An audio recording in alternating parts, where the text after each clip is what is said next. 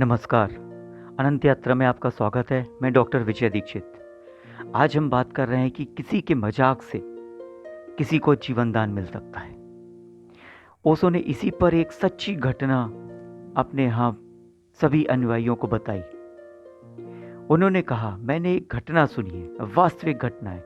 1949 में एक आदमी जिसका नाम जैक वर्म समुद्र के तट पर अमेरिका में बैठा था। हारा थका ज्वारी है, सब कुछ हार चुका था, आत्महत्या करने की सोच रहा था।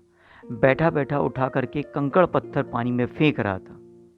रेत के घर बनाने लगा, बड़ा बेचैन था, कुछ करने को चाहिए। ऐसे ही उसने रेत में हाथ डाला तो एक बोतल दबी हुई मिली। उसके हाथ में बोतल आ गई। उत्सुकता बस बोतल उसने खींच ली। देखा तो बोतल में कुछ बंद है। बोतल के अंदर एक कागज का टुकड़ा है। उसने जो ही खोला तो बड़ी हैरानी में पड़ गया। समझा कि किसी ने मजाक किया है। कागज के टुकड़े में लिखा है कि मेरी संपदा के तुम आधे अधिकारी होगे। पूरी जानकारी के लिए आप वीडियो को अंत तक देखिए। और हाँ, मैं याद दिलाना चाहूँगा कि अनंत यात्रा चैनल को आप सब्सक्राइब कर लीजिए, नोटिफिकेशन बेल पर ऑल को क्लिक कर दीजिए ताकि हर नया वीडियो आपको सबसे पहले और लगातार प्राप्त होता रहे। आइए सुनते हैं उसी कहानी को। उसमें लिखा था उस कागज के टुकड़े पे कि तुम मेरे संपत्ति के आधे मालिक हो। मेरा वकील उसका पता दिया। इससे मिलना 12 करोड़ रुपए मैं छोड़कर मर रही हूं। इसमें आधे मेरे वकील के होंगे, आधे तुम्हारे। किसी महिला अलेक्जेंडर के दस्तखत थे। उस व्यक्ति ने सोचा कि जरूर किसी ने मजाक किया है, ऐसे ही बोतल डाल दी होगी, बैठा रहा होगा। लेकिन फिर भी पता करता हूं, इस दुनिया में इस तरह के बहुत सारे लोग हैं। आखिर पता करने में हर्ज ही क्या है, फोन करके पूछ लिया जाए। उस आदमी ने देर रात फोन लगाया क्योंकि वकील तो लंदन में था। वकील ने फोन उठाया और उसने कहा कि नहीं नहीं, मजाक नहीं है। वह महिला अलेक्जेंडर थोड़ी विक्षिप्त स्वभाव की थी और जीवन भर उसने ऐसा ही किया है। मरते वक्त भी जब मैंने उससे पूछा कि तू अपनी संपत्ति का क्या करने जा रही है, तो उसने कहा कि जिस तरह मैं जीती रही हूं, पानी में हवा के झोंकों में बहती रही हूं, ऐसे ही मेरी संपत्ति पानी में बहती हुई किसी को मिलेगी।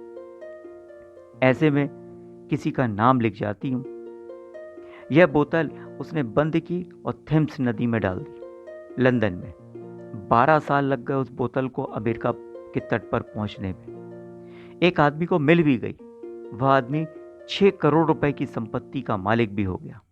ये जो 12 करोड़ रुपए हैं, ये सिंगर मशीन के जो मालिक हैं आज की डेट में, बस उन्हीं को वसीयत मिली। आधी संपत्ति 6 करोड़ रुपए।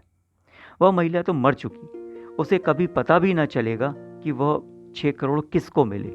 लेकिन उसके एक छोटे से मजाक से एक व्यक्ति को जीवन दान मिल गया।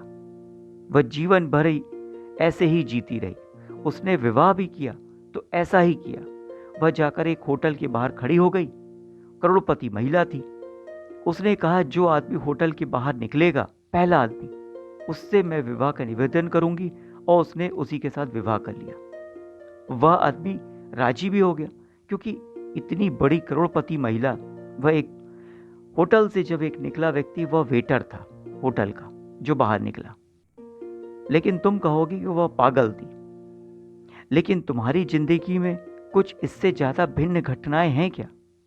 अगर गौर से देखोगे तो बहुत सी समानताएं तुम में भी दिखने को मिलेंगी। तुम भी उसी तरह के पागल हो, कुछ भी करते हो बिना सोचे बिना समझे।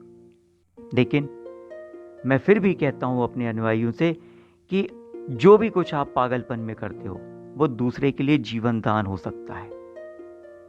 तो बस आप हवा और पानी के साथ जिए, साथ में ध्यान जरूर करें। मित्रों, ये एक सच्ची घटना। मैं कहूँगा कि आप इस वीडियो को लोगों को शेयर कीजिए, लाइक कीजिए और हाँ, चैनल को सब्सक्राइब करना नहीं भूलिएगा।